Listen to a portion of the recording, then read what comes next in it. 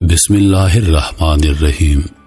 رب ذوالجلال کے بابرکت نام سے شروع کرتا ہوں جو دلوں کے راز خوب جانتا ہے۔ آپ سبھی ناظرین کو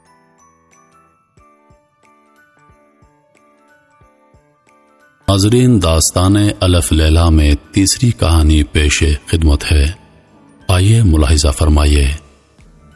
قدیم زمانے میں ہندوستان کے کسی حصے میں ایک نہایت نیک اور انصاف پسند بادشاہ رہتا تھا۔ اس کے 3 بیٹے تھے۔ سب سے بڑا حسین، منجھلا علی، چھوٹا احمد۔ بادشاہ سب سے یکساں محبت کرتا تھا۔ ان تینوں بھائیوں کی ایک چچا زاد بہن نور النہار تھی۔ نور النہار بے حد حسین اور ذہین لڑکی تھی۔ حسین، علی اور احمد تینوں اس سے محبت کرتے تھے اور ہر ایک کی خواہش تھی کہ میری شادی نور النہار سے ہو۔ بادشاہ بھی اس بات سے واقف تھا اور چاہتا تھا کہ کسی طرح اس معاملے کا حل نکل آئے۔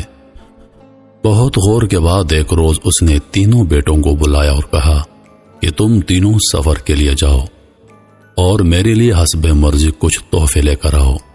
جس کا تحفہ سب سے زیادہ اچھا ہوگا اسے نور النہار کی شادی کر دوں گا۔ تینوں بھائیوں نے سر تسلیم خم کیا اور سفر کے لیے تیار ہو گئے۔ بادشاہ نے معقول زادرہ دے کر سب کو رخصت کر دیا۔ حدود شہر تک تو وہ ایک ساتھ رہے، پھر الگ الگ سمت میں روانہ ہو گئے۔ بڑے شہزادے حسین کو بش گڑھ دیکھنے کا بہت شوق تھا، چنانچہ وہ اسی سمت روانہ ہو گیا اور بہت دشوار راستوں کو طے کرتا ہوا وہاں جا پہنچا۔ شہر کی زیبائش دیکھ کر اسے بہت خوشی ہوئی۔ رعایا خوشحال تھی اور زر و جواہرات کی ہر طرف فراوانی نظر آتی تھی۔ ایک روز حسین بازار میں ایک دکان پر بیٹھا تھا کہ ایک آدمی ایک قالین لے کر آیا اور دکاندار کو دکھا کر کہنے لگا، اگر پسند ہو تو یہ قالین 40,000 اشرفیوں میں ملتا ہے۔ حسین نے بڑے تعجب سے اسے دیکھا اور کہنے لگا، اس میں کیا خاص بات ہے جو اتنی قیمت تم مانگتے ہو؟ اس آدمی نے کہا کہ یہ عجیب چیز ہے، اس پر بیٹھ کر جہاں کا حکم دیجیے فوراً اسی جگہ پہنچا دے گا۔ شہزادہ اس کی یہ صفت دیکھ کر بہت خوش ہوا اور دل میں سوچنے لگا، والد کے لیے اس سے بہتر اور کون سا تحفہ ہوگا۔ چنانچہ اس نے امتحان کے بعد 40,000 اشرفیوں میں وہ قالین خرید لیا اور یہ سوچ کر کہ میں اس کی مدد سے ذرا سی دیر میں وطن پہنچ سکی تفریح کے لیے مزید قیام کا ارادہ کر لیا۔ تینوں بھائی یہ فیصلہ کر چکے تھے کہ 1 سال کی مدت ختم ہونے پر شہر سے باہر ایک جگہ پر ملیں گے اور ایک ساتھ والد کے پاس جائیں گے۔ حسین مطمئن و مسرور سیر و تفریح میں مشغول رہا۔ ایک روز اس نے وہاں کا بت خانہ دیکھا جہاں پیتل کے بہت بڑے بت تھے اور لاتعداد جواہرات بطور نذرانہ بھان چڑھائے جاتے تھے۔ اس بت خانے کے چاروں طرف باغ تھا، اس میں بھی جگہ جگہ بت نصب تھے۔ قریب ہی شاہی محل تھا، اس کے چاروں طرف عمارتیں بنی تھیں۔ ان میں بعض اس طرح بنائی گئی تھی کہ جہاں چاہو ان کو لے جاؤ۔ محل کے دروازوں پر نہایت عمدہ ہاتھی بنا دیے گئے تھے۔ غرض ایسے محلات تھے کہ حسین ان کو دیکھ کر حیران ہو گیا۔ جب بھائیوں کے ملنے کا وقت آیا تو حسین قالین پر بیٹھ گیا اور فوراً روانہ ہو گیا اور جگہ مقررہ پر پہنچ گیا۔ اس کے بعد وہ دوسرے بھائیوں کا انتظار کرنے لگا۔ شہزادہ علی سفر کرتا ہوا شیراز جا پہنچا اور شہر میں ایک مکان لے کر رہنے لگا۔ اس کی تلاش میں تھا کہ اپنے والد کے لیے کیا تحفہ لے کر جائے۔ ایک روز اس کو بھی ایک سوداگر ملا اور ہاتھی داند کی جگہ ایک گز کی لمبی دوربین دکھا کر کہنے لگا کہ یہ آپ جیسے رئیسوں کے قابل تحفہ ہے، اس کی قیمت 40,000 اشرفیاں ہیں۔ علی نے پوچھا کہ اس میں کیا کمال ہے، صرف اتنے سے ہاتھی داند کے ٹکڑے کی اس قدر و قیمت، یہ تو کوئی بے وقوف بندہ لے سکتا ہے۔ سوداگر کہنے لگا، جناب یہ صرف ہاتھی دانت نہیں، اس میں عجوبہ ہے کہ آپ کو جس چیز کی دیکھنے کی خواہش ہو اس میں دیکھ سکتے ہیں۔ فوراً 1000 میل کا آئینہ آپ کے سامنے آ جاتا ہے۔ علی نے دوربین لے کر پہلے اپنے باپ کا حال دریافت کیا تو معلوم پڑا کہ دربار میں بیٹھا فیصلہ کر رہا ہے۔ उस नादर दूरबीन को देखकर वो बहुत खुश हुआ और दिल में ख्याल किया कि वालिद के लिए इससे बेहतर और क्या तोहफा हो सकता है। चुनांचे उसने कीमत अदा करके दूरबीन ले ली। उसके बाद वो जगह मुकर्ररा की तरफ रवाना हो गया और दुश्वार गुजार सफर तय करके वहां आ पहुंचा। वो अपने बड़े भाई से मिलकर बहुत खुश हुआ। शहजादा अहमद भाइयों से अलग होकर समरकंद पहुंचा और किसी उम्दा तोहफे की तलाश में फिरता रहा। एक दिन उसे एक आदमी मिला जो एक मसनूई सेब ला रहा था। उसने अहमद से मुखातिब होकर कहा, आप किसी मुल्क के शहजादे मालूम होते हैं, ये सेब मुलाहिजा फरमाइए, यह बादशाहों के काबिल तोहफा है। अहमद ने पूछा कि इसकी कीमत क्या है? कहने लगा 20,000 अशरफियाँ। अहमद ने कहा, भाई इसमें क्या कुदरत है, बज़ाहिर एक मामूली सेब है। वो शख्स कहने लगा कि इसकी तासीर यह है, अगर किसी करीबुल मर्ग बीमार को सूंघा दिया जाए तो वो तंदुरुस्त हो जाता है। अहमद ने वहां के दारुल शिफा में कई मरीजों पर तजुर्बा किया और जब वो सेब सही साबित हुआ तो बाप के लिए ये अजीब व गरीब तोहफा 20,000 अशरफियों में खरीद लिया। फिर ये भी मंजिल मकसूद की तरफ रवाना हो गया और आखिर अपने भाइयों से जा मिला। वहां तीनों ने अपने अपने तोहफे एक दूसरे को दिखाए और खुद ही कहने लगे। बज़ाहिर वालिद अब भी ये फैसला नहीं कर सकेंगे कि किसका तोहफा उम्दा है। एक रोज सबने कहा कि अली, तुम अपनी दूरबीन से देखो कि नूरुल निहार क्या कर रही है। अली ने दूरबीन लगाकर हाल देखा और कहने लगा, वो सख्त बीमार है और सब उसके गिर्द परेशान बैठे हैं। बाकी तीनों भाइयों ने भी बारी बारी यह हाल देखा तो परेशान हो गए और हुसैन के कालीन पर बैठकर हुक्म दिया कि नूरुल निहार के कमरे के सामने हमें पहुंचा दे। कालीन उड़ा और चंद लम्हों में कमरे के दरवाजे पर आकर ठहर गया। तीनों शहजादे झट से अंदर जा पहुंचे तो बादशाह उनको देखकर हैरान रह गया। अहमद ने फौरन सेब निकालकर नूरुल निहार को सूंघाया।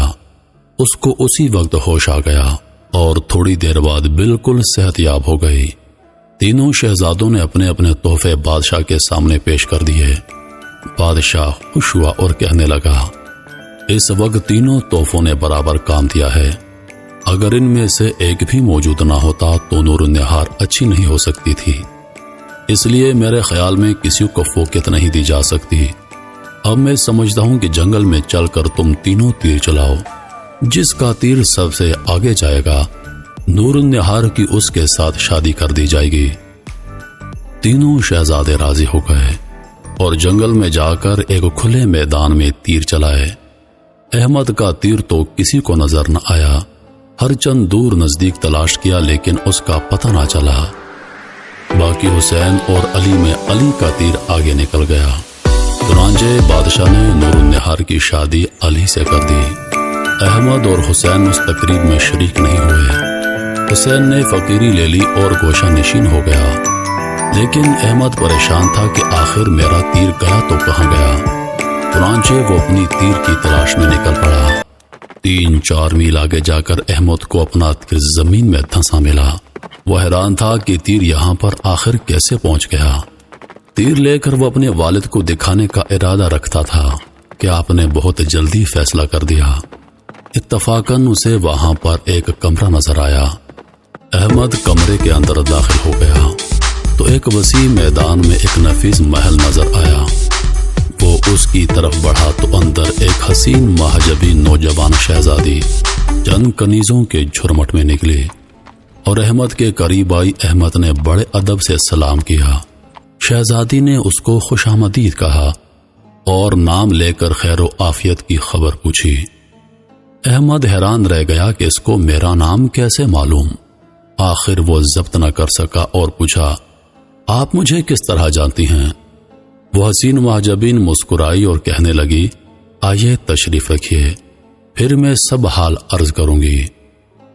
अहमद उसके साथ बारादरी में आ गया जहां उसको नफीस मसनद पर बैठा दिया गया। वो नौजवान शहजादी भी करीब बैठ गई। अहमद ने देखा बारादरी में ऐसे लाजवाब जवाहरात लगे हैं कि अकल हैरान रह जाए। उसके बाद शहजादी बोली, मैं परियों की नस्ल से हूं, मेरा नाम परी बानो है। میں مدت سے آپ کو جانتی ہوں. مجھے یہ بھی معلوم ہے کہ آپ تینوں بھائی نور و نہار سے شادی کے خواہش مند ہیں. میں نے ہی آپ کے والد کو یہ طریقہ بتایا ہے کہ شہزادوں سے تحفے منگائیے. پھر خود ہی حسین کو بش گھڑ میں قالین دیا، علی کو شیراز میں دوربین دی اور تمہیں سمرقند میں سیب دیا.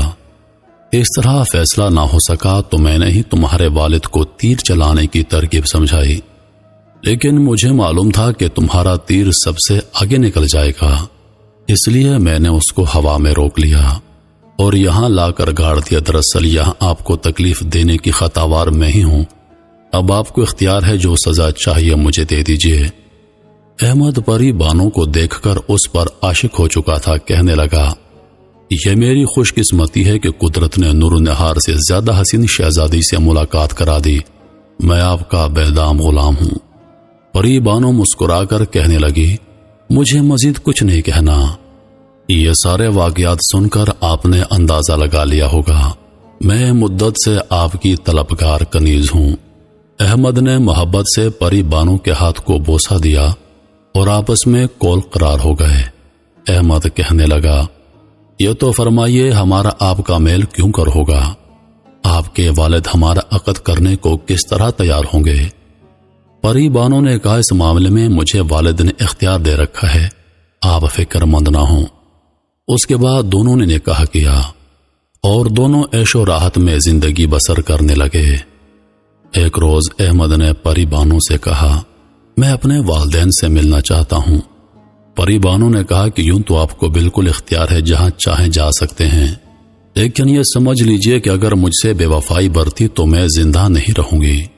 آپ کی جدائی میری برداشت سے باہر ہے. احمد نے بہت قسمیں کھا کر اطمینان دلایا کہ صرف والدین سے مل کر دوبارہ آپ کے پاس آؤں گا. پری بانو نے بادل نخواستہ اجازت دے دی اور ایک نہایت نفیس گھوڑا جس کا ساز لاکھوں روپے کا تھا سواری کے لیے حاضر کیا. احمد اس پر سوار ہو کر باپ سے ملنے کے لیے چلا گیا.